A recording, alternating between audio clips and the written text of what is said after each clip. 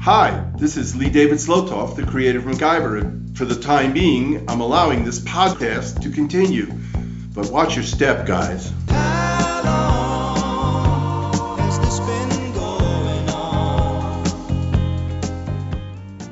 Tonight, MacGyver is sent to Central America to rescue an American pilot who has been wrongly imprisoned, and his daughter surprises Mac by joining him on the mission. Will Sam, Mike, and Jeff be able to get past the fact that all of their respective fathers wanted daughters? Find out next on Making Fun of MacGyver. It's Making Fun of MacGyver, a rib-tickling takedown of our favorite 80s adventure show, Alf! Now, it's MacGyver, starring Sam Jordan as the skeptic, Mike Garland as the diehard, and Jeff Hess as the scientist. Name's MacGyver.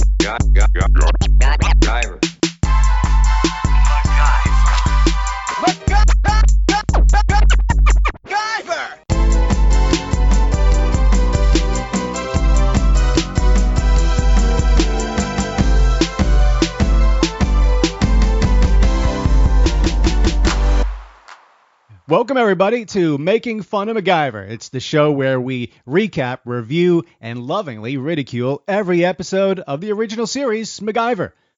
I'm Sam Jordan, your host, and as usual, I'm joined by my two fellow MacGyverites, the Dick Cheney of the duo, Mike Garland. I prefer Richard over Dick, please. And the Karl Rove of the crew, Jeff Hess. I prefer Dick over Richard. My distractingly debonair dudes, I bring you here tonight to ask you a very important question. Are you ready to see more bushmastering tonight than you'd see in a whole year on the job at Four Seasons Landscaping? I know how to master that bush. No, I'm speechless on this one. I saw the title and I thought, wow, Claire Fisher's going to have a field day with this one. Well, good, because we're moments away from Making Fun of MacGyver. It's our 53rd episode. And tonight we're talking about MacGyver, Season 2, Episode 19, Bushmaster. But first, it's our opening gambit. The soothing sounds. So, let's see. We've made some new friends on social media, and we like to call them out. Thank them for it. On Facebook, Dreama Blankenship from Thomasville, North Carolina. Hey, Dreama, thank you for liking Making Fun of MacGyver. Chad Schwiegart from Omaha, Nebraska. Go Mighty Bunnies, Chad. Gail Villeneuve from Lancaster, Ontario. Cute dog there, Gail. Harry Moore from Gilbert, Arizona. Harry Moore, by the way, our first Harry as a fan, but I would like more Harrys in addition to Harry Moore. How do you guys feel about that? Hey, bud. Hey, bud. And he looks young, though, in the picture. So I saw his picture, and he... Gotta be. Well, I guess you got Harry Styles. So I'd say Harry Styles looks younger than Harry Moore. Yeah, it's a good thing that pictures aren't of people in the past. But not a lot of babies being born in the last 35 years getting the name Harry. So my wife is pregnant, and I lobbied hard to name the baby Hank. Oh.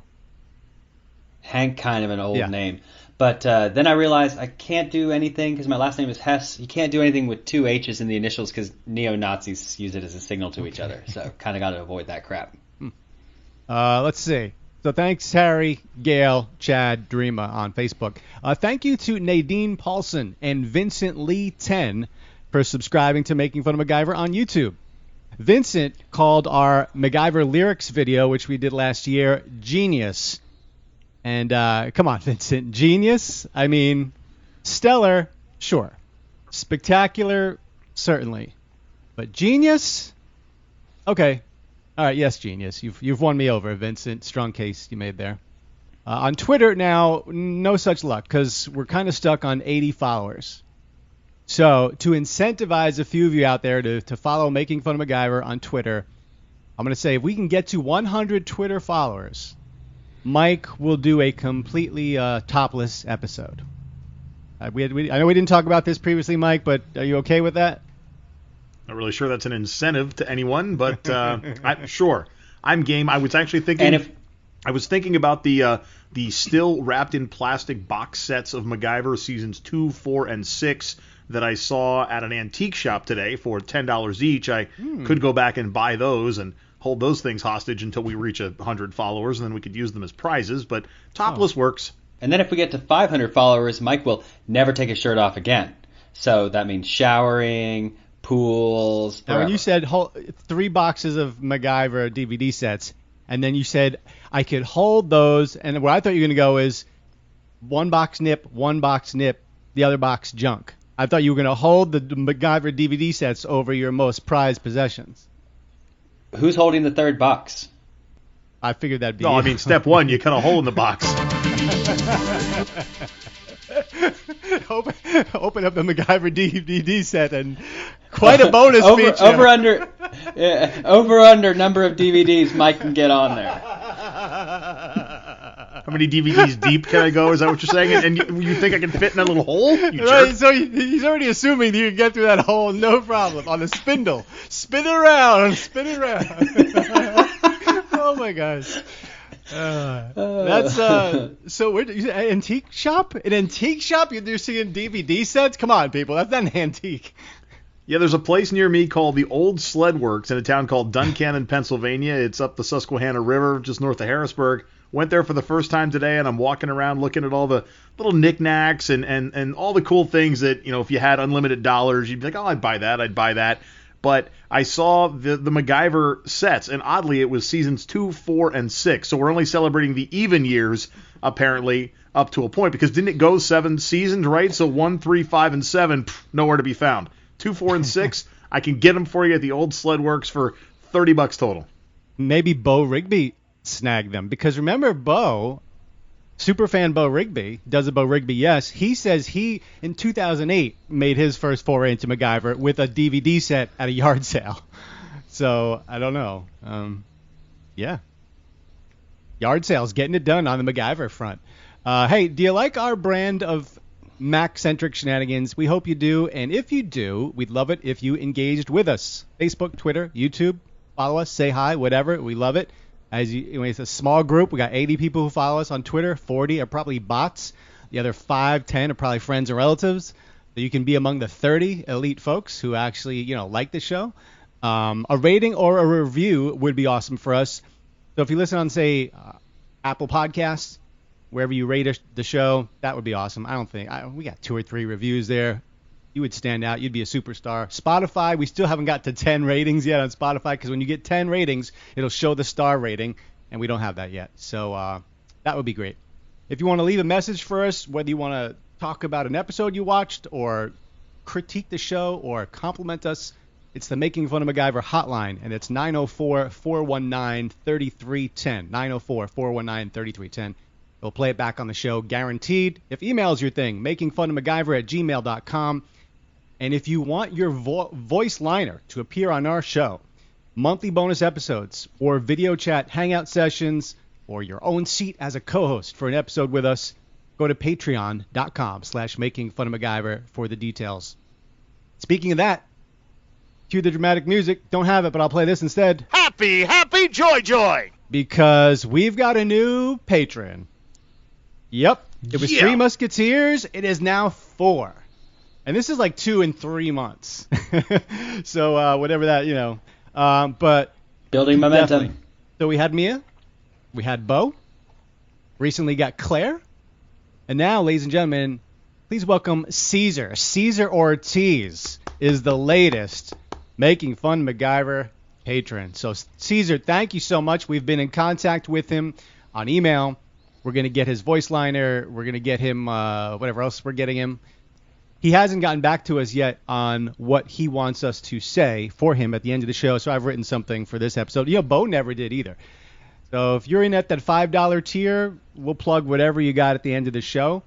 But Bo just said, hey, whatever you want. So whatever we say with Bo, make feel good power, making people smile. So that's what we're going to do with Caesar. But Caesar, thank you so much.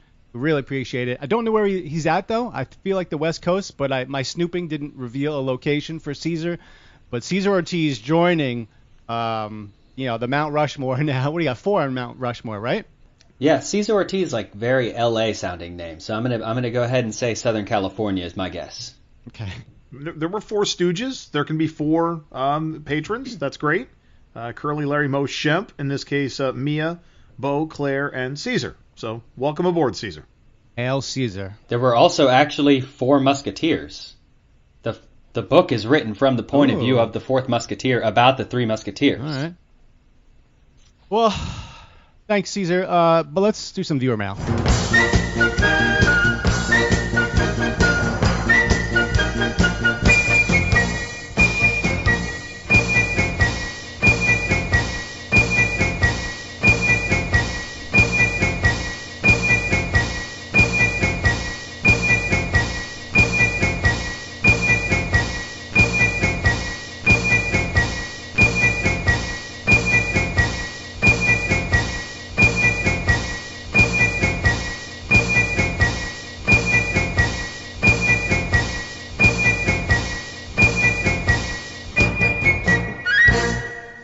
Jesus.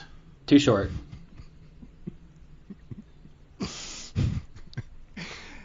You know, I zone out for so much of it now, it really only sounds like the first one and the last one. It grows by a second. It grows by 1 sting, which is roughly, a second each week. And, so if it seems longer, it's just, gradual. What do we think about after season 2 retiring that and doing something different for season 3? Do we think that's a good stopping point? I would vote that we do that and go with the original AOL's You've Got Mail and just play that. Oh, no, it's corny. 47 times? You've got mail. You've got mail. You've got mail. Okay. Or I don't know, but we Mr. do have mail. McFeely from freaking Mr. Rogers' Neighborhood or Ooh. something. Like speedy delivery. There you go. Okay. I don't know. I mean, I don't know. It's going to be a tough call, but there's not a lot of people complaining, but then again, there's not a lot of people listening, so I don't know. It all balances so out. We got Christian Anderson. Christian Anderson writes to us. He says, hey guys, I just started listening to your podcast. Awesome stuff. But did you call Aha a one-hit wonder? I might be biased being Norwegian and all, but I'm pretty sure they had a couple of hits. They made a James Bond song, for crying out loud. Rant over. Love the podcast. So, did not know Aha was a Norwegian band. Is that true? It is true. Norwegian synth pop band formed in Oslo in 1982. And you know what? Can you guys name, though, another Aha song? No, just Take On Me. That's it. Right. But Take on me. and that's the essential 1980s song. Quick guess, how many times do you think that song has been streamed on Spotify? Streamed on Spotify versus views on Just YouTube? streamed on Spotify. Oh, it's got to be 800 million. Mike? 60 million. 1.1 billion. Wow. Yep. Yeah. Well, because you got to keep in mind, like, it's going to end up, people make playlists on Spotify. It's going to end up in every single 80s playlist. Yeah, so I went to Spotify to see their other popular songs, and, I should know some of these songs. I do not. I did not know these other songs of theirs. However, I was not content to just write off Christian and say, no, you're wrong, because really, they've charted a lot in the UK and especially Norway, or I don't know if they've charted in Norway, if Norway has charts, sorry. But they've been around for years, and I guess they did do a James Bond song, maybe not the theme, I don't know. And there's a new movie coming out about them, a documentary, so they're still kind of together, and they've kind of got like a long history, but they never had anything close to Take On Me. So I think we're kind of both right. And if you're in Norway, you probably know and love your, countrymen there, Aha. So they've had a better career than I think I don't know when this episode is that he's hearing, by the way, when we're calling them a one-hit wonder, because we haven't met. Gosh, that's 1985. So that's right when we started our show, when MacGyver was starting in 85. So he's probably in the first few episodes. Aha currently on tour or will be this summer, including a July 8th date in Stavern, Norway. So you can go see them there. And Jeff, for you, save the dates, because July 29th they're going to be in Napa, in the Napa area, and then on the 31st they're playing the Hollywood Bowl in Los Angeles. So if you are willing to take the train from Fresno to Sacramento, you better get your ass on that Amtrak and go south to the Hollywood Bowl and see Aha coming up this summer. So if Aha does not perform the song at their at their show. Do you leave disappointed? Yes. You stole my thunder. To me, I was going to say that's such a funny concept of Aha doing a concert and not doing Take On Me. Coming out for the encore, and they still don't do it. I went to see Journey a couple of weeks ago, and they're like, hey, we've got a new song coming up for you. I cannot tell you how many people got up to go to the bathroom at that point. Like, no, I'm sorry, Journey, with third or fourth singer at this point. No one wants to hear your new shit. We're there for the hits. So if you go to see Aha and they don't play Take On Me, yeah, we're going to be mad. There's going to be a little riot. One of the best concerts I ever saw was Paul McCartney live, and he did all of his back catalog. Right. So he did Beatles songs, he did Wings songs, and he did a couple of new songs. But, I mean, the dude knew what the crowd wanted, and he was going to give it to him. So, Christian, thank you for calling that to our attention. I think we all have newfound respect for Aha. But we still can't name any more of their songs. But thank you for the knowledge, and really appreciate you listening. Love those international listeners. Why we get them consistently, I'm not sure. But it speaks to the power of Mac.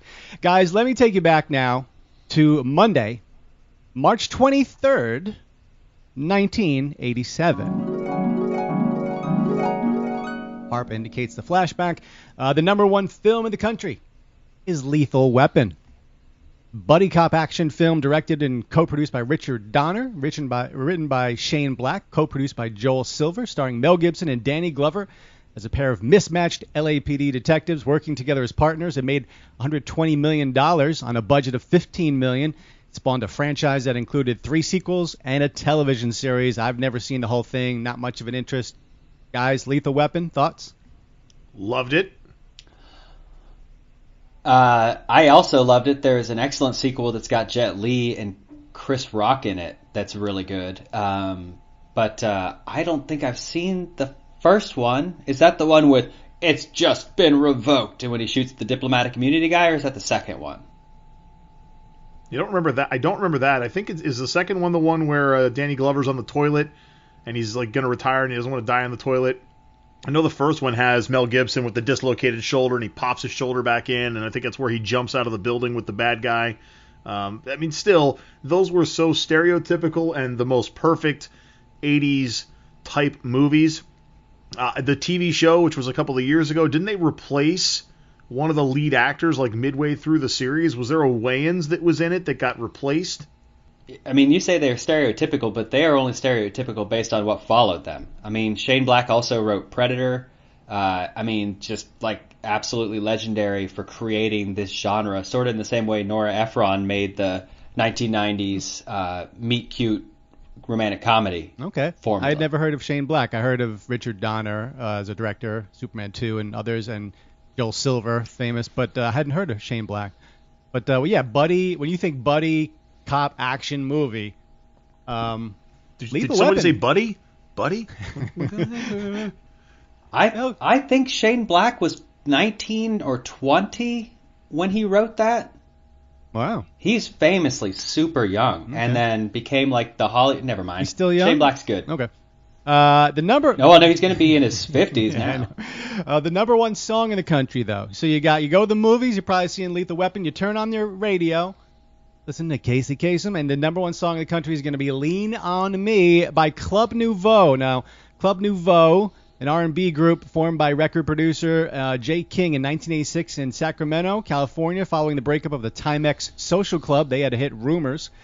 But the original, of course, "Lean on Me," written and recorded by Bill Withers, the great Bill Withers, and released in 1972. But this up-tempo electronic version comes out 15 years later, gets to number one, spends 2 weeks at the top, and it won a Grammy Award in 87 for Bill Withers as the writer for Best R&B Song.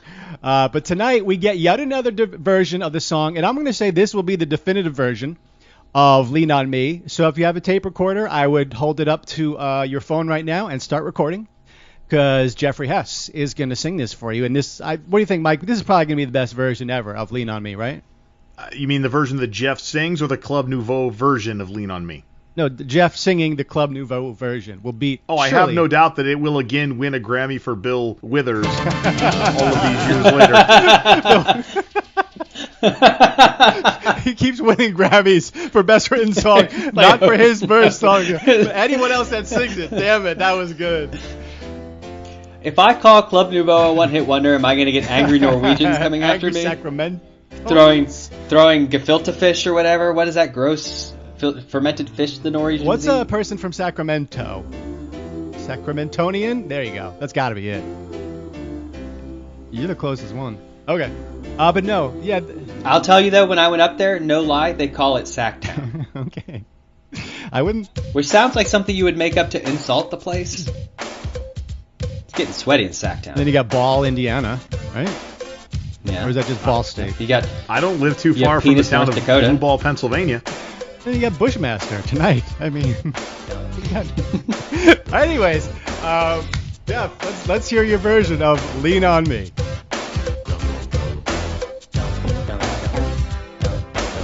Sometimes in our lives, we all have pain. We all have sorrow, but if we are wise, we know that there's always tomorrow. Lean on me when you're not strong, and I'll be your friend.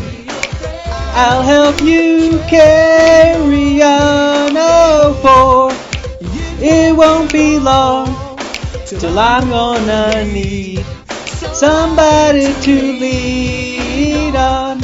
You just call on me, brother, when you need a hand. No, that's we later. all That's need later in the song. somebody to lean No, he just lost on. the Grammy. Oh man. All right. Okay. Here we go. Please swallow my what now? Yeah. I think it was Pride, but whatever you can intake, go for it. Okay. Actually, that wasn't terrible. We should also mention once again we've got a co-host doing it from a remote location. Jeff, where are you broadcasting from tonight? Not in your normal Fresno, California. I am in Navasota, Texas, which is about 20 minutes outside of College Station. I'm out here helping some family members out. Okay. You're back in SEC territory again then, huh? It's too sweaty. I got out of the airplane and I felt like I was drenched by Sacktown moisture. Ugh. So if Jeff's audio sounds a it's little gross. different tonight, that's why, because his dedication, he's doing this, live from the road in Texas. So. Wouldn't miss it. It's the highlight of my every other week. All right. We've set the stage perfectly now in that 1987 frame of mind. The only thing missing is MacGyver. So it's 8 o'clock. It's Monday night on ABC. You're ready to go. Jeopardy's done. MacGyver Season 2, Episode 19, Bushmaster. The nickname none of us even came close to achieving in high school. And now... Or college. Or adulthood. And now I hand over the reins of the show to Master MacGyver storyteller Mike Garland. Well, gentlemen, it's good to be back in the storytelling chair, and let's all sit down and gather as we open with MacGyver crawling through some sagebrush, and there's some sort of activity going on. We see him in camouflage, and we see the credits on the screen, and he falls down a hill, and a bomb drops behind him as he falls down the hill. What are we doing here? This as this opening segment plays out, really feels like the season 1 opening Gambit type things until you see what the payoff is. So, and we'll get to that payoff in a minute. Because the show is still wobbly, I'm going to say, they will occasionally turn in episodes like Eagles. Now, they're not in Trumbo's world territory where sometimes well, I think it's grown a little bit. Production values, they're starting to cut back on the stolen footage and everything. But because it's still MacGyver and making fun of MacGyver, we chose the name for a reason. I started still getting nervous 5 minutes in as if this wasn't going to be like a paintball exercise, because it's so the guy that gets shot that you're going to tell us about is so falls over in such a hammy way, and you're not going to just start getting a bomb. MacGyver's not going to start the episode getting chased and bomb like that. That just doesn't happen. So I'm like, clearly this is set. They want you to think MacGyver's in peril, but it's gonna be some kind of training exercise, right? Of course it is. But as this went from 3 minutes to 4 minutes to 5, I'm like, oh Jesus, please don't tell me those were real shots, because that was terrible acting and everything. But luckily, it was not. I would say over the history of the show, the only time we ever started an episode with someone getting bombed, it was you, Sam. That's a little MacGyver laugh sounder there. There you go, Mike. So the bomb drops behind him there. He goes down this hill, and as he's hiding out in the woods, a man draws a gun on him and Pete shoots the guy. Guy goes down. Pete and Mac come together. They're looking at a let map. me just say, that's how you know it's a fake training exercise, because Pete actually pulls off a successful shot on a guy, doesn't get shot, and go down like a lead balloon. Little bird angles. They're looking at this map. They're trying to figure out what their next move is, and MacGyver said something about helping Pete find a little silver box. Pete pulls out a pistol and tries to hand it to MacGyver, and Mac wants no part of that. Here, just for insurance. Pete, you know how I feel about those things. Yeah, I do, but you're defenseless out here. No, just weaponless. Not defenseless, just weaponless. The power of the mind, my friends. That's the tagline of the show. So they're on the move. They're in the woods. Mac takes a look at the map. Pete recognizes that silver box they're looking for is right under that bridge over there. And at this point, Mac takes a gun from Pete, but not to shoot it. He wants to do a MacGyverism with the gun. He takes the shoelaces out of his boots. Second episode in a row, by the way, where shoelaces are involved in a MacGyverism. Straps the gun into a tree branch as Pete pulls a pistol and takes cover behind a tree. And there's a guy guarding the bridge, if you will. He's pacing back and forth. And this is where MacGyver rigs the gun. He does like a delayed fuse here, and it's supposed to help them get off to wherever they need to go. And this delayed fuse, it burns down, and Pete and Mac, they're off in the woods. The guy wanders over to see what's going on. The gun goes off, and they run over towards the bridge. So as this diversion worked exactly how MacGyver, I think, hoped it would, Jeff, does that MacGyver? Does it MacGyver? So first of all, let's talk about this everlasting shoelace. Did you guys catch how long this shoelace is? It's kind of a military boot. He wraps it like, well, I've got facts for you. You hold your horses there, mister. So he rigs this shoelace up like all up around the gun and then like 5 feet down to the ground. So I checked the website Iron Lace, which sells boot shoelaces. And they say they're usually only 60 inches long, although some can go up to 109 inches, which is 9 feet. But that's still like, there's a lot of rigging going on here. So I'm already skeptical of this. Also, the whole setup does remind me of The Pilot, where he does something very similar and he suspends a gun above the ground and uses it as a diversion. So in this case, he's using like a modified snare trap, where he puts the limb under pressure with the shoelace so that when he frees it with the flame, it snaps back and pulls the trigger. Again, reminiscent of yet another episode where he used snares to fling rocks at enemies in the forest. So really duplicating a lot of things we've done before here. However, in the previous episode, he was using full-ass trees to do that, because you need these branches to be incredibly wet so that they have that spring back to them. Also, I don't think that they're going to get enough pressure to pull the trigger on an M16, which according to the U.S. military code MLC 71186, the minimum pull weight you need for an M16 is 5.5 pounds, and the gun itself only weighs 6. So, the combination of there no way being the shoelace that long, the branch probably not being wet enough to have that kind of spring back force, this does not MacGyver. Now, I will say you said The Pilot, but could you be referring to the Golden Triangle episode? Did I get it wrong? Early in the series, yeah. he uses, like, he hangs a gun upside down. And I think that's the Golden Triangle episode with the snakes in the bag and everything, and teaching the people English. And I don't recall what episode it was where he did the thing where he flung the rocks. Is that the episode with Axminster? Anything where he's like in the woods for a while, I think that could be. So that might be the one, right? But he specifically used it as a diversion, like to throw the rocks over here so they think he's over there. Right. And, I know it definitely was not the one with Stubbins and Marlowe in it, because that is for sure The Pilot. A bunch of rocks fell down in there, and then they got trapped on the underside of the thing, yeah. So, the MacGyverism works in the episode. It distracts the guy, and it allows Mac to go over and grab this silver box.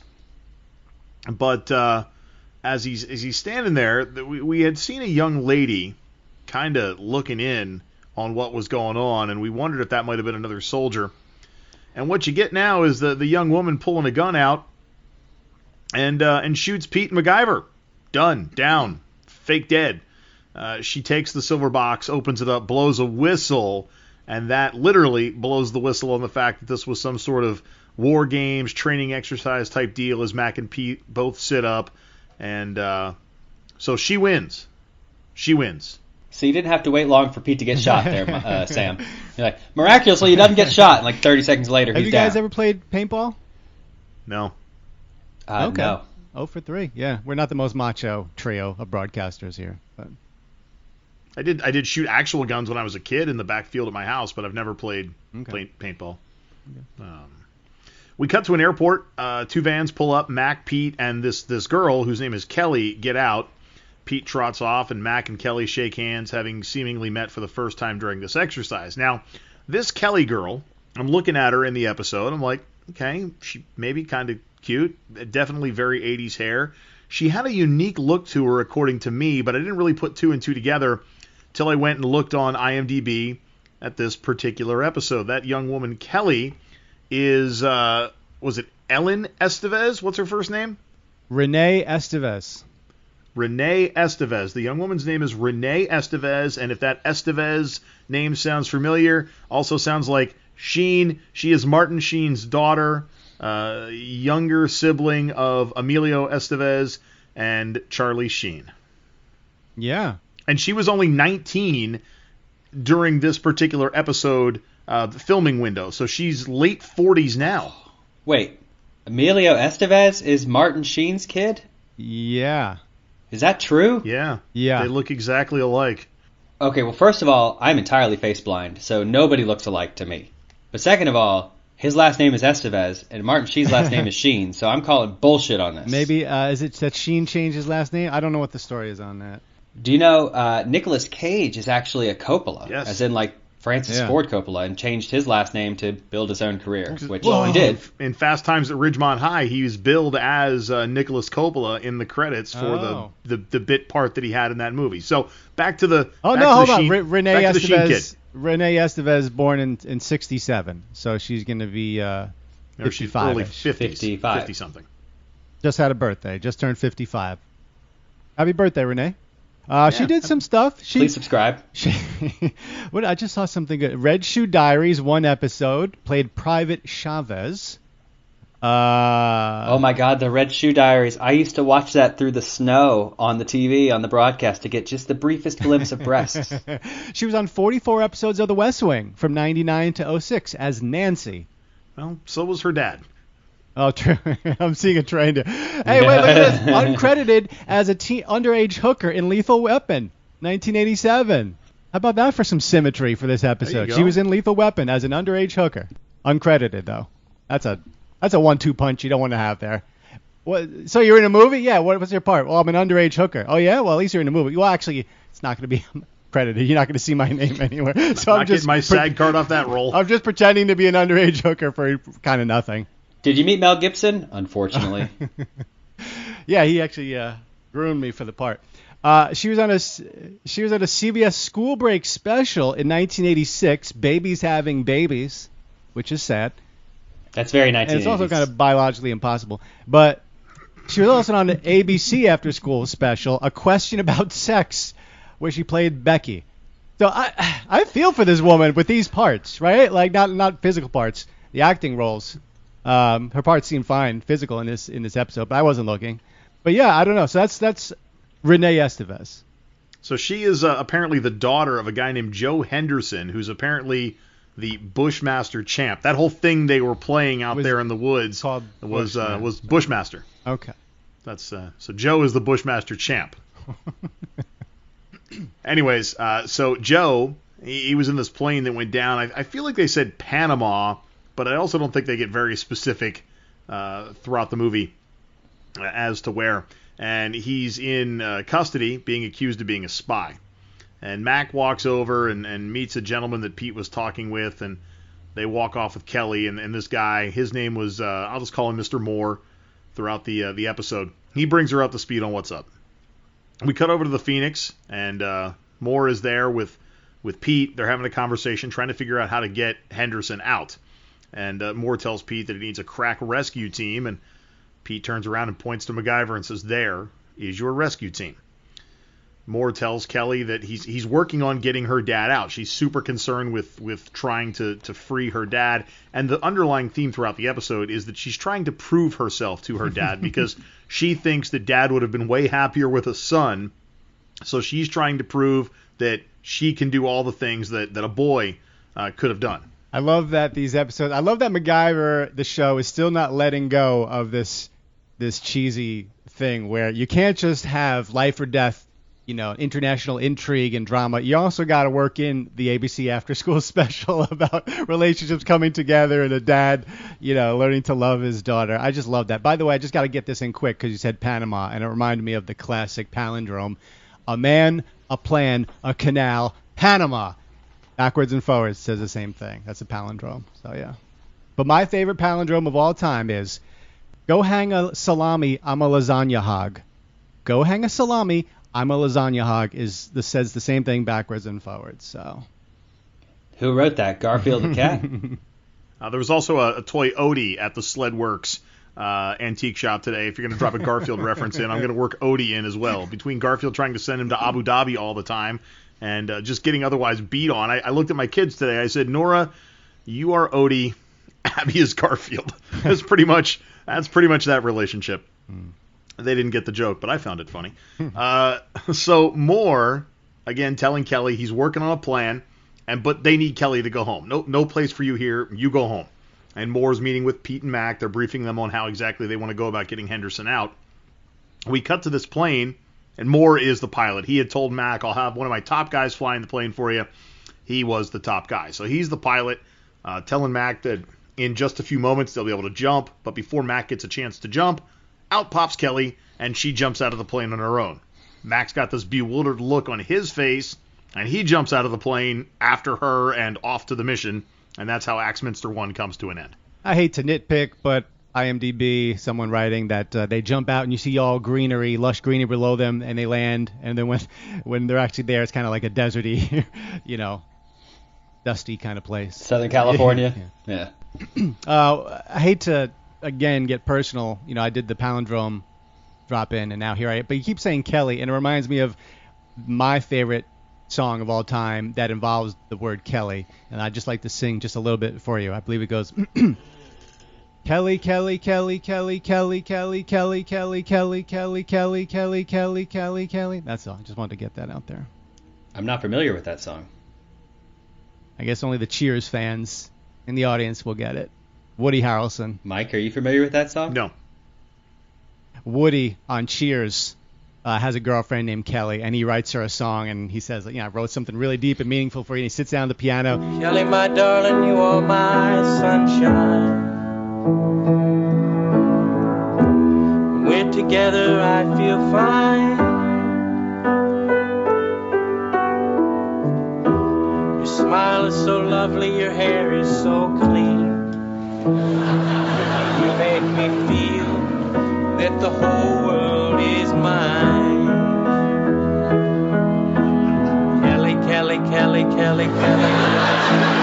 Kelly, Kelly, Kelly, Kelly, Kelly, why? Because you're Kelly, Kelly, Kelly, Kelly. For the Cheers fans out there, I dropped that one. Everyone else, I apologize for wasting your time. Don't come at the man with the sounder button. Axminster 2 opens with Mac and Kelly. They're both on the ground, and he's admonishing her for jumping out of the plane. Nice word there, Mike. Thank you. You're welcome.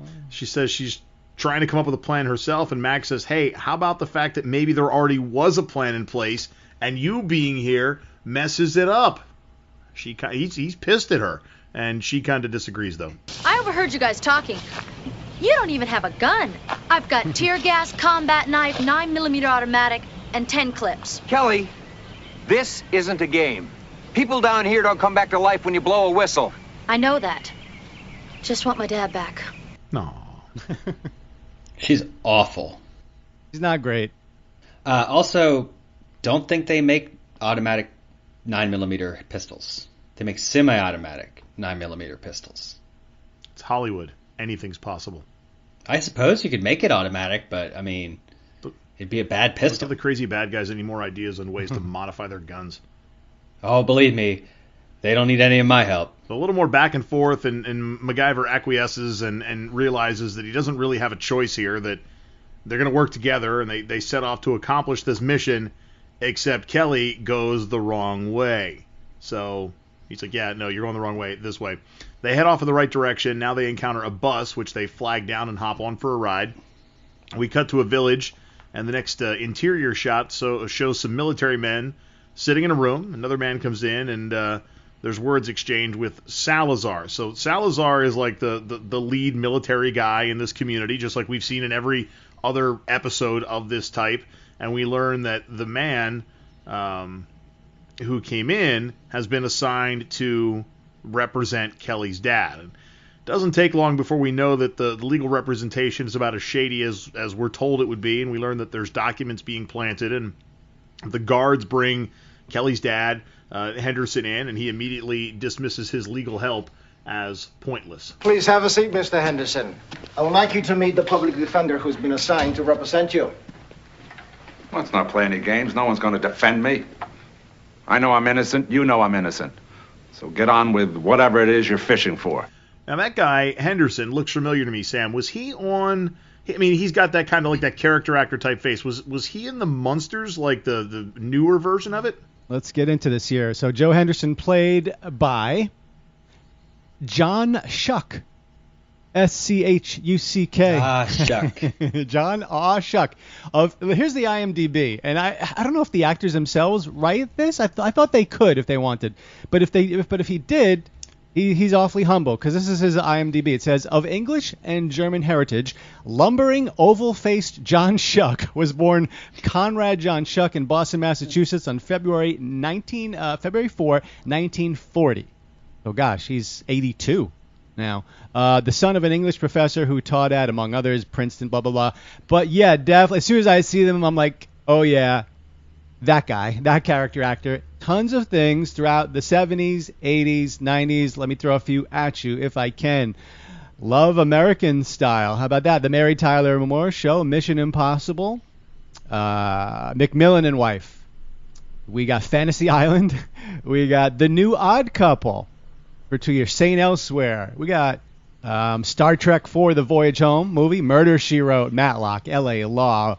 Here we are, MacGyver, an episode of The Golden Girls, Simon and Simon. And then, yes, in 88 and 91, Mike, he does look a lot like Fred Gwynn, so that's why they chose him to play Herman Munster in The Munsters Today, a series I forgot existed, and I'm totally stunned to see that it lasted for 3 years. But he was Herman Munster from 88 to 91.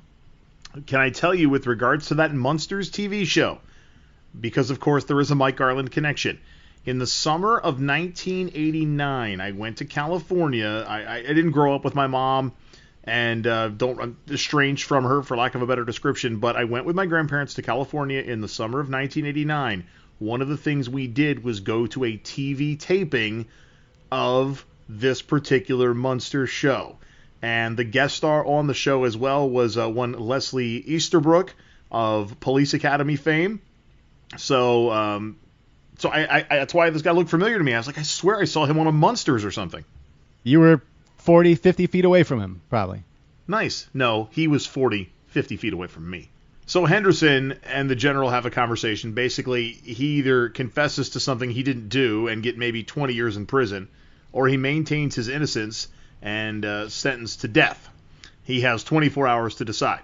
Yeah, what would you guys do? It actually forced me to think about that. You almost want to die with your honesty, you know? I don't know. Pride and dignity intact, sure. Yeah. No, you take the term. Why? Because you're alive. Right, but I don't imagine his conditions of which he would be jailed would be all that great. But the alternative is being dead. Tough call. 66% of this podcast says we'll take the bullet. I'd just be so pissed and annoyed. I'd be like, I'd want to spite them, right? Like, I know you're spiting them with your life, but you're like, no, screw it. I'm not giving one. Now, aren't they asking him for that confession to likely then kill him anyway? Or am I just reading, is that too... I suspect they would kill him anyway. Right. But what's he going to confess to? He didn't do anything. Whatever. Who's going to know the difference? I don't know.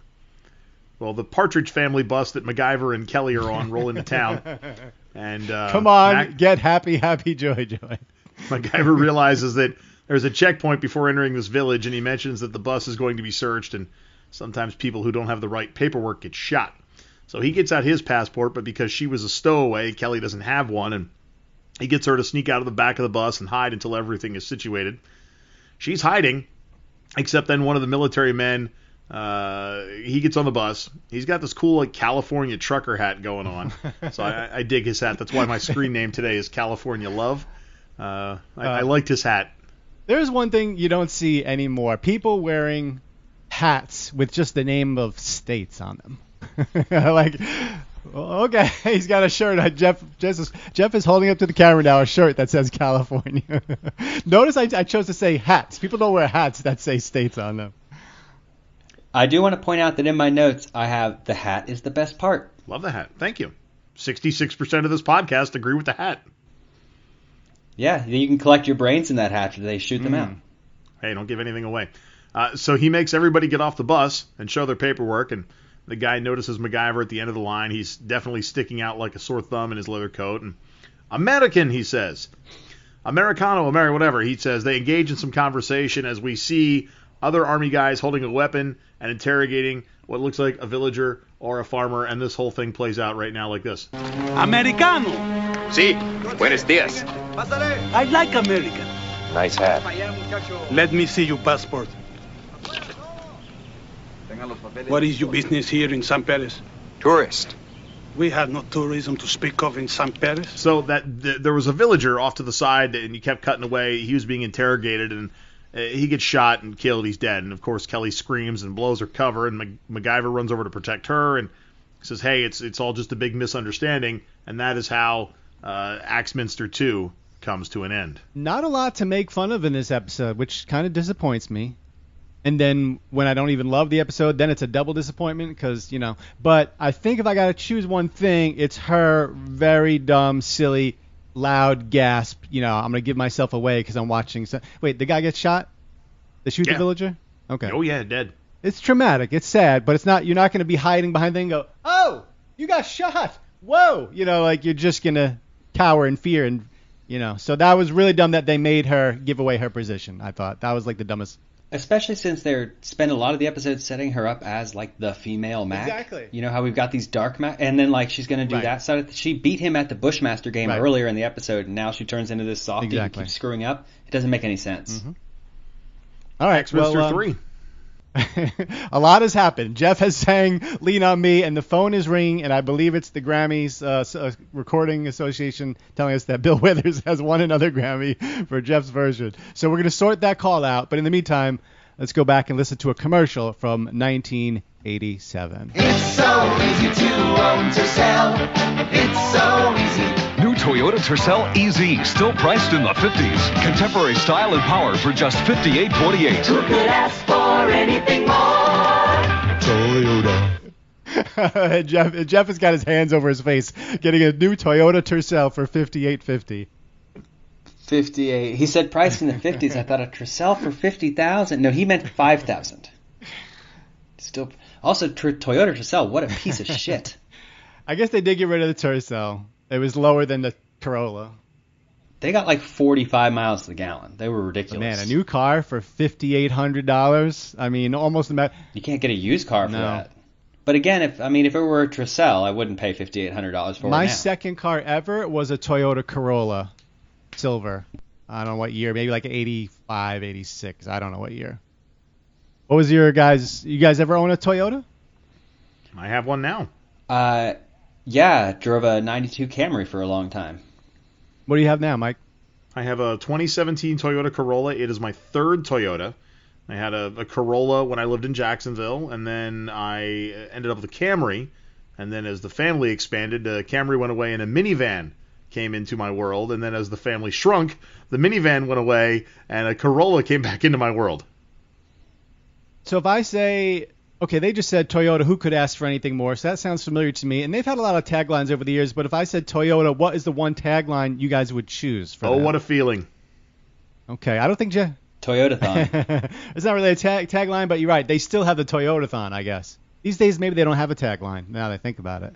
I always remember the "Oh, what a feeling," and like, didn't people jump at the end? Oh, what a feeling, Toyota. All right, Axminster 3, gentlemen. I love that Toyota commercial. Let's do it. Axminster 3, MacGyver and Kelly.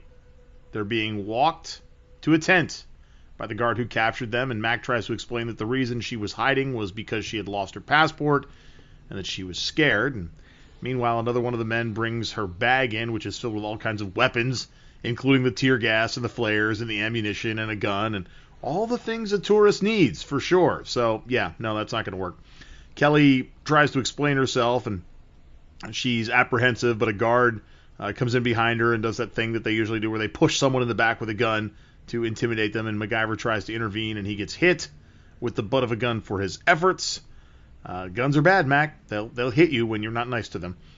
He's down on his knees, grabs a handful of dirt, though, throws the dirt in one man's face, then throws more dirt through a fan, which gets the other guy. He punches them both out, and they are off and running. And I know we don't really have a Does It MacGyver here, but Jeff, off the cuff, if you throw dirt through a fan, it can do some damage in someone's eyes, right? Oh, yeah. Oh, definitely. I've seen the pallbearer from the WWE true story, The Undertaker, throw many handfuls of dirt in many people's eyes. It's devastating. And I'm pretty sure I checked. It's against the Geneva Convention. It's internationally recognized as a human rights war crimes violation. Truly shocking to see MacGyver reach this level of just inhuman violence. Very disappointing. He's done this a bunch of times, hasn't he? He's thrown... Oh, like 10 times. Yeah, the dirt in the eyes, he did. Yeah. In fact, he does it so much that they made fun of it in the MacGruber pilot. The one we watched? Yep. Okay. Yep. That's how MacGruber gets away from the MP who tries to come and take him away. Okay. A Jeep drives by them, and they take cover behind a wall, and they're looking for a way to escape. And as they stand there and try to figure out a way out, Kelly wanders where her dad might be.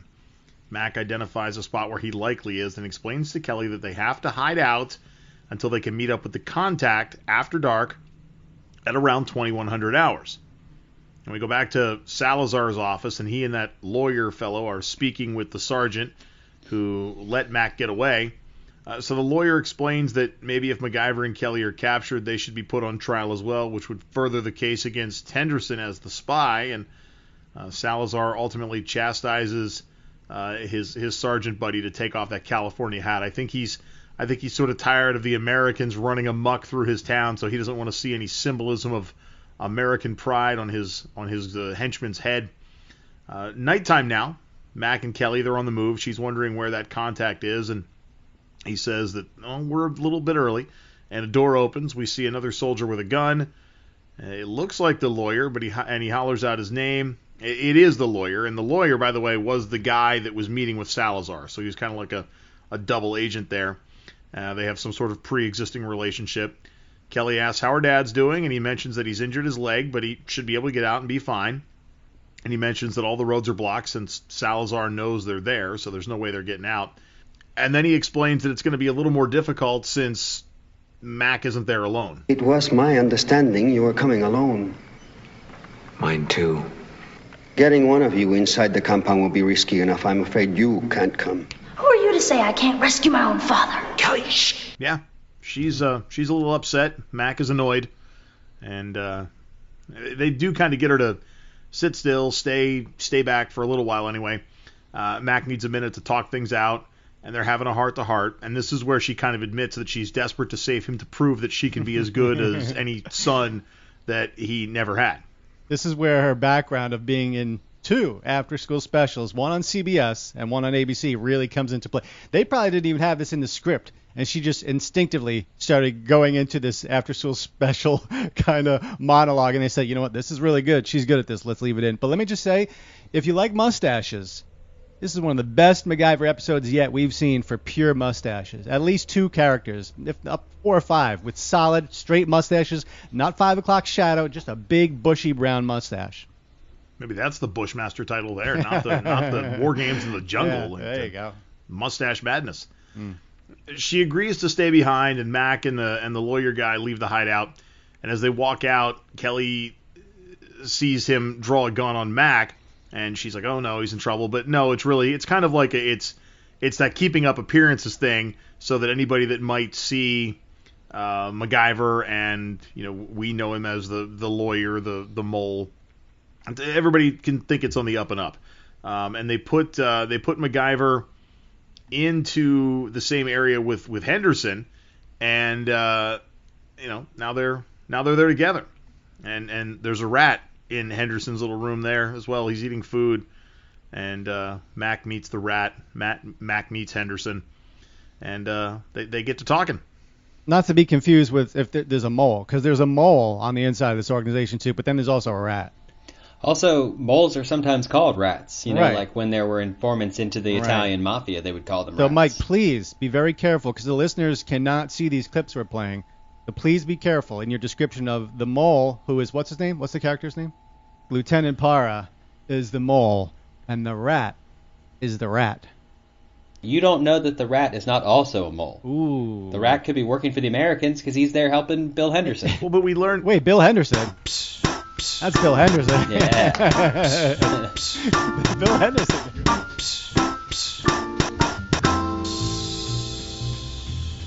Dream beside me in the midnight glow. The lamp is low.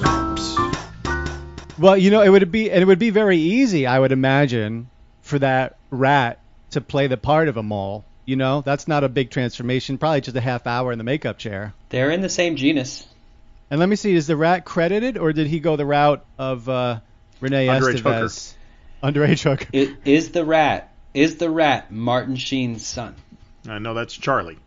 Also a rat.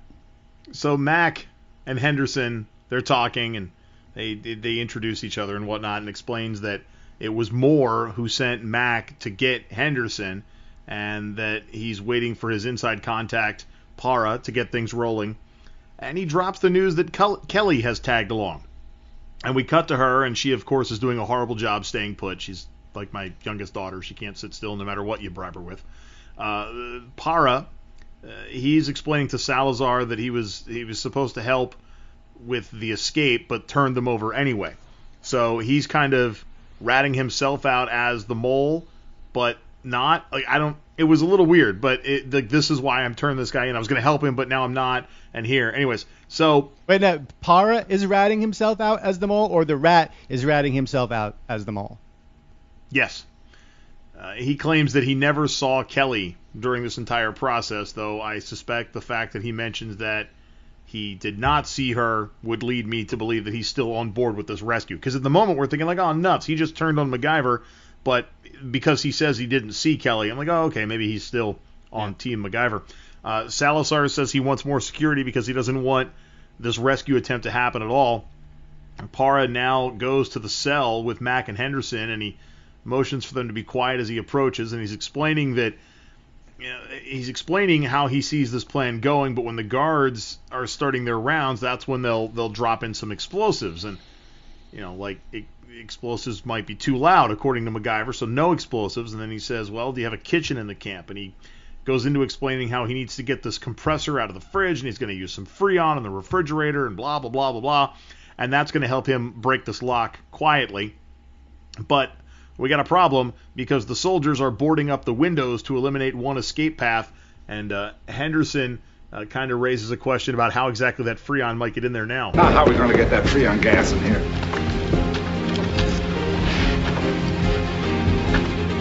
I don't know. And for the first time really in a long time, you really see a kind of a concerned, bewildered look on Mac's face. Like he had this plan laid out. Para was going to drop the Freon gas in through the window, and that was going to be that. But that is not happening. So that is how Axminster 3 comes to an end. I love that just MacGyver saying, I don't know, is dramatic enough to cut to a commercial. That's enough to fade to black and go to the commercial. Holy crap, Martha, did you see this? MacGyver just said, I don't know. I've never seen that happen. We better stick around through this Toyota Tercel commercial. Oh, what a feeling. I mean, he must really be in trouble if he doesn't know. He has always got a way out. Can't he just take his pants off and solve this problem? I mean, what's going on? Run it through the garden, Mac. Do what you need to do. We open Axminster 4 with MacGyver trying to lasso a rat.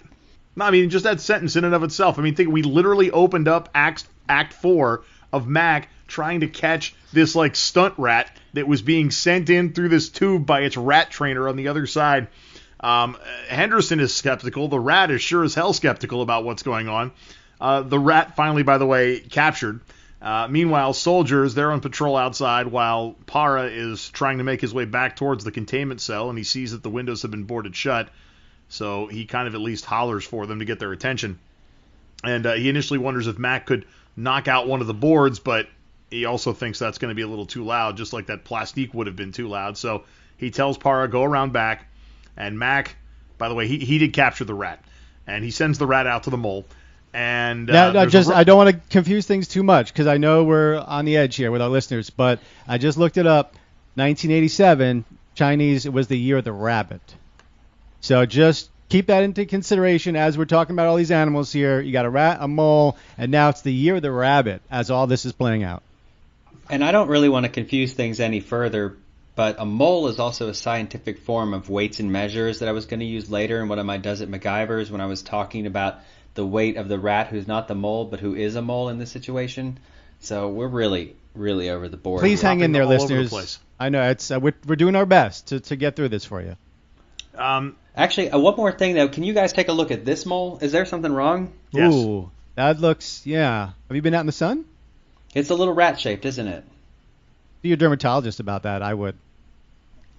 All right, he sends the rat back out the hole where Para's waiting, and I guess the point is this rope that was around the ass end of the rat by the time it finally went out the tube again. This poor stunt rat. It's there so that Para can attach the coil, the Freon, all that nonsense back to the rope, so Mac can pull it through the tube. And how convenient that there was an exposed pipe back there in the first place. Anyways, rat stuff. Jeff, does it MacGyver? Does it MacGyver? So I already mentioned that that the trick he used to fire the gun was a snare. This what he uses is not a lasso, despite what Mike says. It is also called a snare, and it is probably the most basic trap possible. A couple things about rats. According to the website AAAC Wildlife Removal, they have incredibly poor eyesight because they are nocturnal and generally have hazy vision. However, they have superior other senses, including an excellent sense of smell and hearing.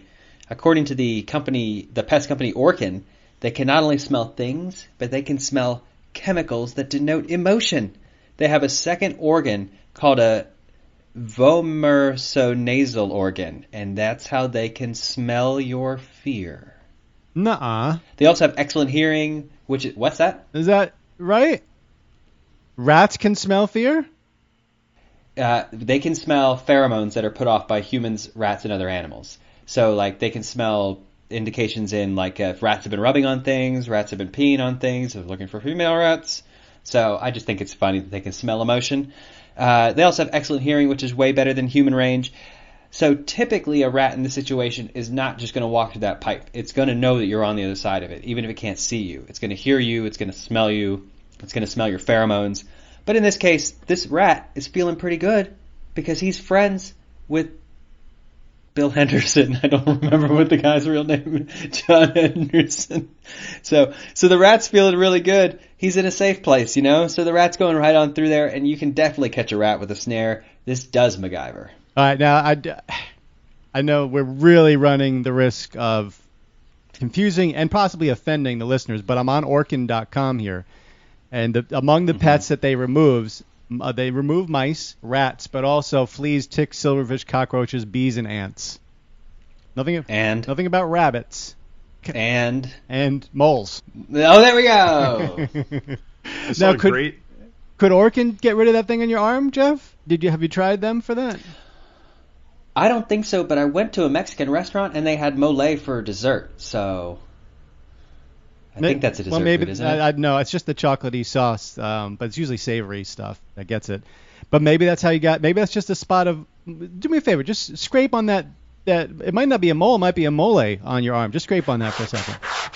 Oh, it came right off. It was mole sauce. Oh, gosh. Yeah, it was mole sauce. Okay. Yeah, that's embarrassing. Really made a mountain out of that molehill. Happy, joy. Screw you both. It's like you weren't even involved to the sounder. No, but we've heard that home run call from last year like 3 times so far. It's a pretty good call. I think it's a good drop. Okay. That's Mike calling a high school softball home run. Mike does play-by-play sports, so if for some reason you didn't hear that episode, that's from about a year ago. Mike calling a high school softball game. Yes. So MacGyver rips apart a mattress, the mattress that Biff Henderson or Ricky Henderson or whoever was laying on in the jail cell there, and he's using some of that stuffing for around the coil because that Freon shit is cold. So he's holding the mattress pad and the coolant and the guard comes back. Well, he freezes open the door. It works. He does it. Done. Freezes that shit open, cracks the lock. I thought I heard him say, chill out, as he did it too, but it could have just been me. Actually, what he said was, I see you. Jeff, do you have a Does It MacGyver on Freoning Open a Door? Unfortunately, I do. Does it MacGyver? So, Freon is what he's asking for from the back of the fridge, although I don't think he directly says it, but that's what's in that container. It was developed in the 1890s, and it's commonly used as a refrigerant through this time because it's non-flammable, very stable, and has low toxicity, they thought. So the way cooling works is through a process called heat exchange. A pump puts that gas under pressure, which causes it to boil, and then when it shoots out like that, it vaporizes, and it doesn't make things cold, it extracts heat from them, and that's the heat exchange process. So according to Freon.com, the average temperature of Freon in that state is 5 degrees, and how this works is that it freezes the metal until it's very fragile. And there are tons of videos and stuff of people doing this exact thing with duster, that stuff that cleans out from your like compressed electronics air. and stuff. Can of air. Yeah, that compressed air. You freeze the lock, you smack it with something hard, and it does MacGyver. And MacGyver is critically in a really important way. You need to tilt that Freon so that the nozzle is down, so that you're not just getting the vapor from it, you're also getting some of the liquid from it that's coming out, which MacGyver does. You'll notice he tilts it in a downward direction. And so this absolutely does MacGyver. It completely works. However, you should not do this because Freon is a chlorohydrocarbon which causes the hole in the ozone layer. And I think it's not a stretch to say that this episode is the reason there was a hole in the ozone layer. Way to go, Mac. That does hurt. I don't think that's an exaggeration. No. I'm pretty sure this is the reason why. And that's about why. the timeline, too, like the mid to late 80s. That's unfortunate because last episode, Pete introduced us to Raising the Roof, which is like a cultural advancement, I'd say. I think we're all better because of that phrase. But now here we go, Mac, just for this stunt, right? Just for this MacGyverism. Mostly ruining the ozone layer. By the way, all that stuff is banned now because of the hole in the ozone layer. Back when we used to stop things that hurt the environment. Way to go, Mac. So, as Jeff... Now I can't get that hairspray as anymore. Jeff confirms, this does MacGyver, so the door's busted open, and a couple of the guards, they see that the door has been cracked, and as they sort of look in, Mac slams the door in their face, and they escape, and he and Henderson pick up the guard that they knocked out there, put him in the cell. A couple other guards realize that they escaped too, and they kind of slink around back. And I just know at some point, Gimpy Leg guy is going to have to take a break, which we do see. I mean, Henderson, like the whole setup of his leg, there's got to be a payoff to it. You can't just have a bum wheel without a payoff to it. Kelly, who apparently is not waiting and hiding anymore, has come out adorned with all kinds of tactical gear, and she comes running. MacGyver pulls her aside, and they go by a chicken coop. And he tells the chickens to be quiet. But again, you have another foreshadowing. You have more soldiers that are driving by as they hide in this building. Henderson, he snags a map from his daughter. They realize that, of course, the leg is so boogered up, they're not going to be able to keep going like this. They're not going to make it to the other side of the river as it stands. And they know that the road's blocked, but there's some train tracks conveniently nearby. No train, but there is a Jeep, and a Jeep that looks an awful lot like MacGyver's Jeep. And there's some dissension in the military ranks, by the way, as that California loving guard busts in and tells his boss that they escaped, and this does not end well for that guy. The Americans have escaped! How long ago? There is no way of telling. What have you done about this? I searched the compound but found nothing, sir. Then I came directly here. While they continue to escape? Colonel, please! So Salazar's mad, and his guy's dead. That's the end of that. Meanwhile, Para, he comes out from behind the building with a smile on his face. And now we get a MacGyver monologue as he explains how and why he thinks that Jeep that we saw is going to actually work for their escape. The gauge of a train track in the United States matches the wheelbase of my own Jeep, give or take an inch.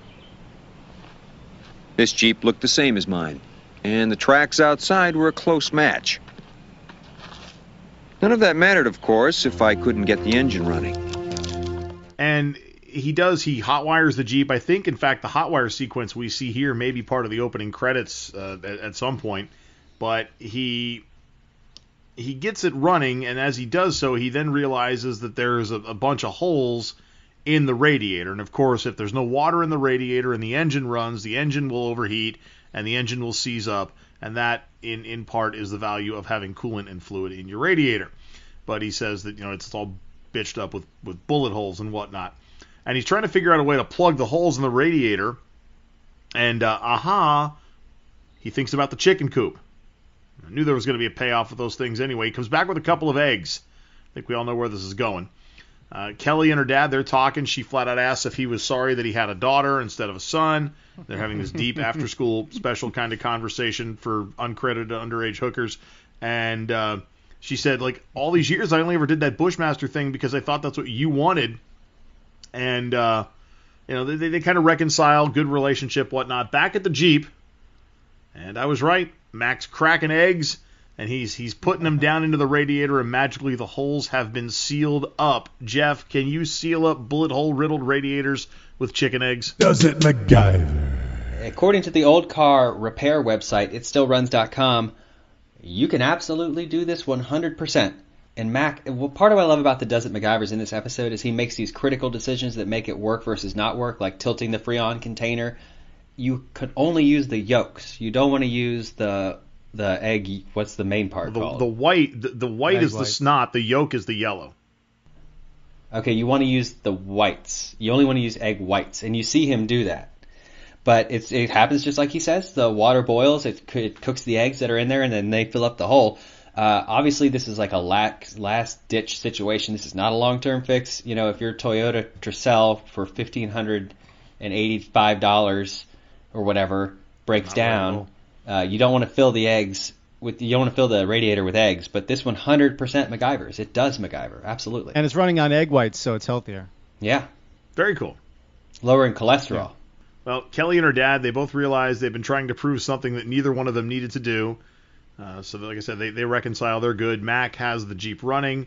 He's got the omelet in the radiator, and he's about to get the Jeep out of the junkyard as they try to get it on the tracks. And he was concerned about banging boards or plastic explosives being loud. I'm not sure how this Jeep is going to be any more silent with no tires on the wheels and getting it onto some train tracks, but they do conveniently find their way onto the tracks, and they are off.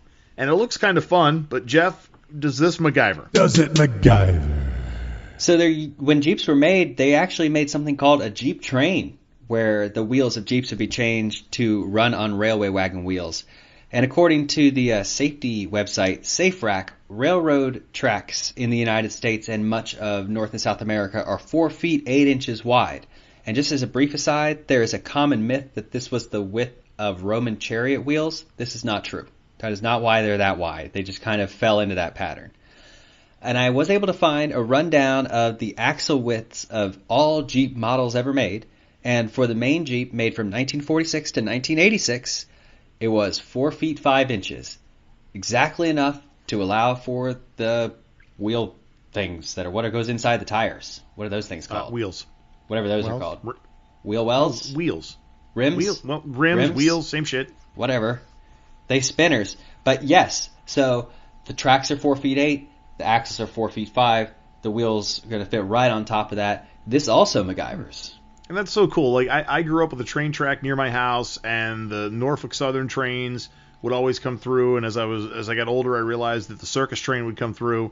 And I've always been infatuated with trains and rail riding. I mean, not to the extent of Sheldon Cooper and Big Bang Theory, but I've always wanted to ride in one of those trucks that they put on the rails, like the inspection trucks, and do something like that. So to see that you can put a first gen Jeep on the tracks and give it a roll, it gives me some ideas for the off season outside of the day job. Make sure it's a first generation, because after that they get a lot wider and it's not going to work. And I don't really know anything about trains, but I am a fan of a nice caboose. A couple of soldiers saw them on the tracks as they were getting away, so that's not good. They're kind of slowly traversing the railroad tracks, because of course once you're on the tracks you don't really need to steer anymore. You are at the mercy of where the tracks will go. So they do a little switcheroo in the cockpit. MacGyver's going through Kelly's bag of explosives and filling up a gas canister with a bunch of items. I'm not particularly sure why he would dump one bullet out of the clip into the canister and then just throw the entire rest of the clip in there, but whatever. The bad guys drive over some fallen trees, and they're approaching the bridge and this pickup point where Mac and Henderson and Kelly are supposed to meet. Meanwhile, MacGyver's trying to use this map to make a fuse and light it down the fuel canister, but new problem. No match, no means to start a fire. So now MacGyver's dragging a piece of metal along the train track to cause a spark, which he hopes will ignite the paper, which he finally does catch on fire, drops it in the fuel tank of explosives. They chuck it out at the bad guys. It explodes. They crash. They make the bridge, get to the helicopter. Yay, everybody's safe and free. Jeffrey, does it MacGyver? Can you spark a piece of paper doing this nonsense? Does it MacGyver? So, assuming you're stuck in a South American dictatorship and all you have is a first-generation Jeep with a radiator full of eggs, yes, you can absolutely drag a piece of metal down these train tracks because the train tracks are made of steel, and he grabs a piece of like iron or cast iron, and according to Wikipedia, there's actually like a shit ton of research on not only spark patterns but spark distance. Now, cast iron makes very short spark distance, but it makes a whole lot of it. So, assuming you can only hit the paper and not, the whole rest of the explosive container while you're doing it, this 100% MacGyver's. He's on a roll. Now, see, I could have taken that one. I mean, it's a great explanation, Jeff, but I could have taken it, and because I could have tell you that you can't start a fire. You can't start a fire without a spark.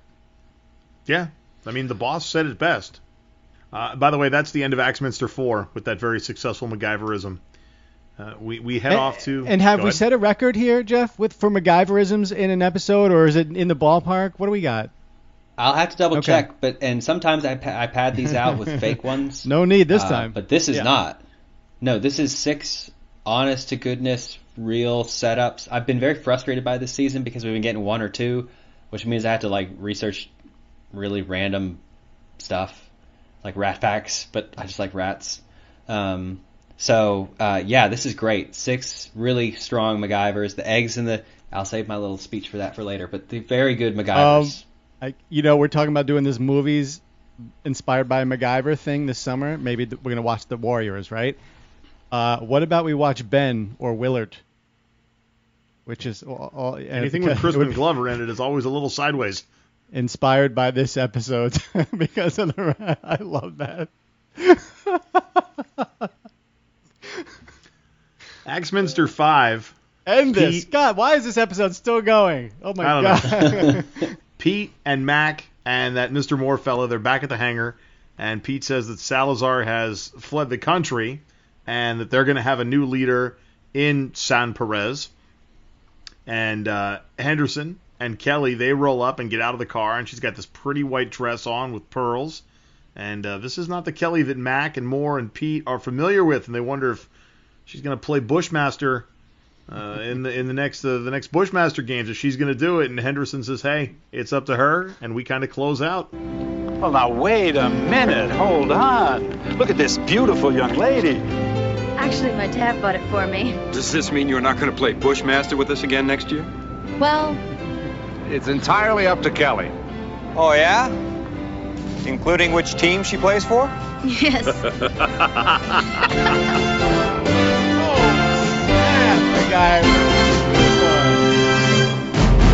Good one. Because it's 1987 and you will get your ass back in that gender role, lady. And in modern day, if you see that scene play out today with 4 or 5 guys bringing a younger girl off the plane and they say, you're going to play Bushmaster with us again. Oh, we got her in a new pretty dress. Doesn't that just reek of sex trafficking or something? Or is it just... Yeah, it's definitely... It's Liam Neeson's taken for white slavery again. It's the prequel to the underage hooker role that she had. Yeah. So we've... Pretty sure this is what sparked the inspiration for the whole Taken movie series. Good point. We've recapped, we've ridiculed, and now let's rate Bushmaster. Name's MacGyver. I'll go first. First, let me tell you on IMDb, this episode rates a 7.4. Okay. I don't know if this is appropriate time to say it, but I actually once played a game of Bushmaster with a woman I briefly knew who went by the name of Mistress Dominique. But I got a very different kind of Bushmaster from the one we were they were playing on MacGyver in this episode, although I did have to dress up in camo at one point and drop to the ground. Anyway, I'm going to stay focused. I got, this is a basic episode for me. It's just basic. I appreciate all the MacGyverisms, but sometimes they take me out of it a little bit, and I'm like, okay, just get back to the talking. It was weird to see the monologue pop up. It's fine. It's okay. So on a 0 to 10 mullet scale, I'm giving this one 5 mullets.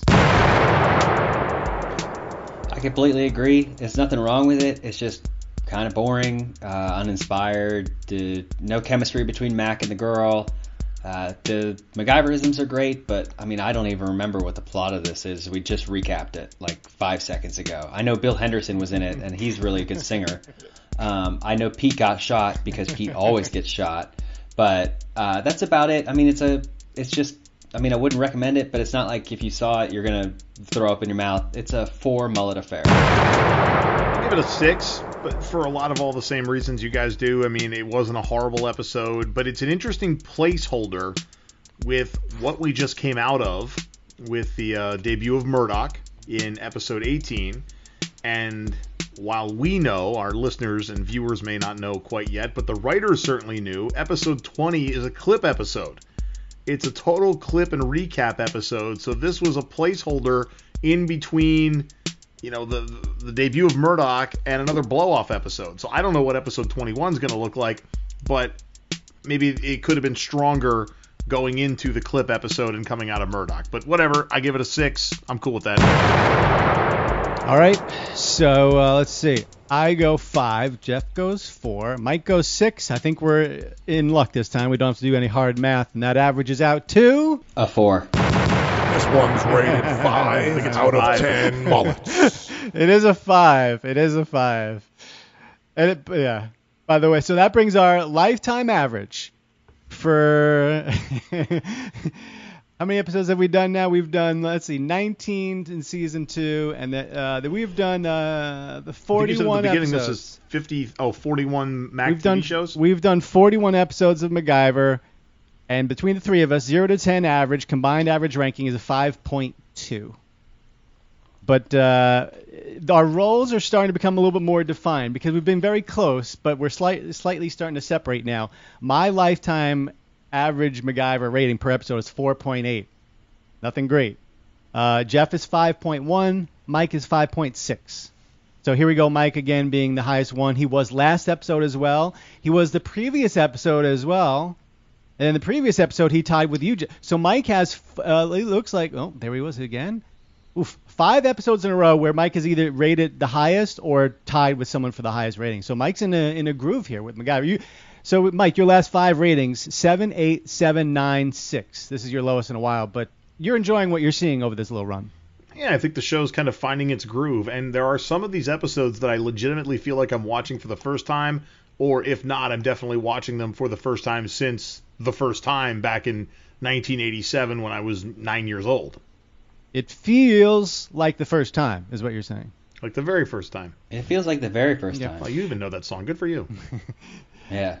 Well, it's on a Toyota commercial, isn't it? Crunch the numbers. So the MacGyverisms. We talked about this possibly being a record, and Jeff, talk to me about Mac's MacGyverisms here. Mac absolutely killing it. Definitely getting out of that South American dictatorship this time. He's 5 for 6. 5 out of 6 MacGyvers do work. We got the M16 shoelaces, catching a rat, free on the lock, egg in the radiator, Jeep on the tracks, and bomb with the sparks. All right. 5 That's out of awesome. 6. Now, I see in the Eraser episode, episode 2 of this year, Jimmy from South Florida, he's managing a baseball team.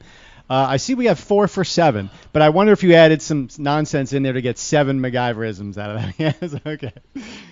But 5 for 6 here. Mac was 2 for 2 last episode. 0 for 0 in Dalton Jack of Spies, 4 of 5 and Out in the Cold. So, yeah, Mac's doing well of late with the MacGyverisms.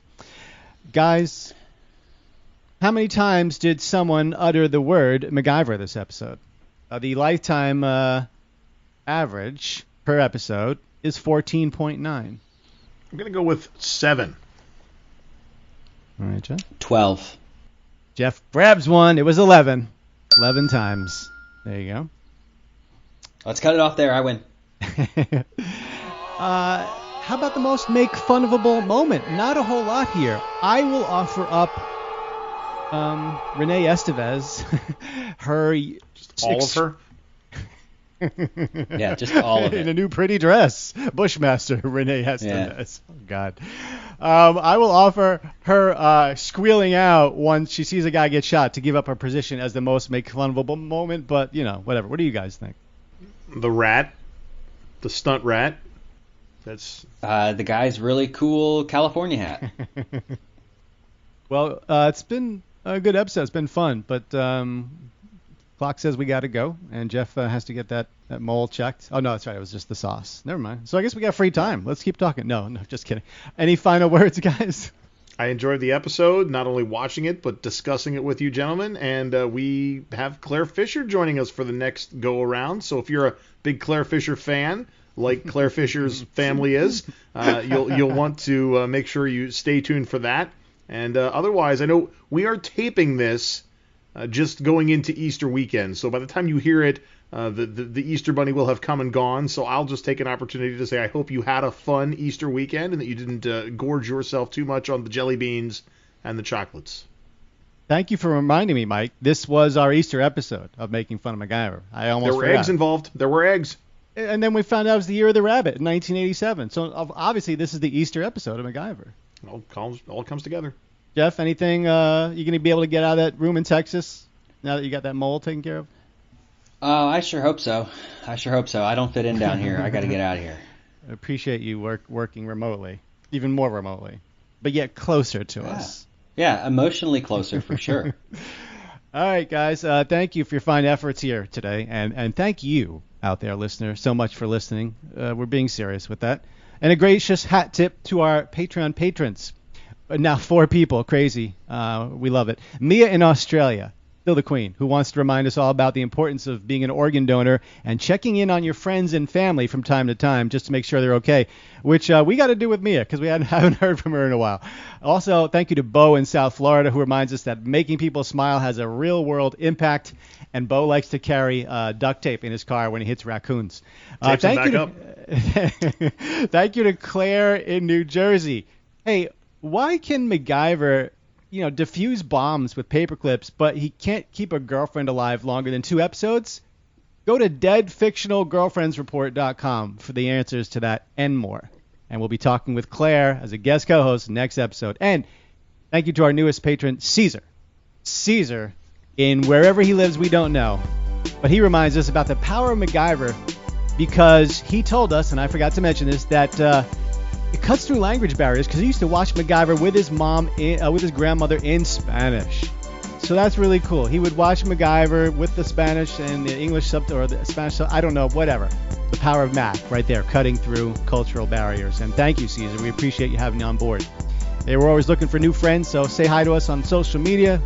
Email us at makingfunofmacgyver@gmail.com. Call us on the hotline. Leave a message at 904-419-3310. And if you want to throw something in the tip jar, get the perks that come with it. It's patreon.com/makingfunofmacgyver. But above all else, keep coming back because we are going to keep making fun of MacGyver. For Mike and Jeff, I'm Sam. Thanks again. We'll see you next time. Peace.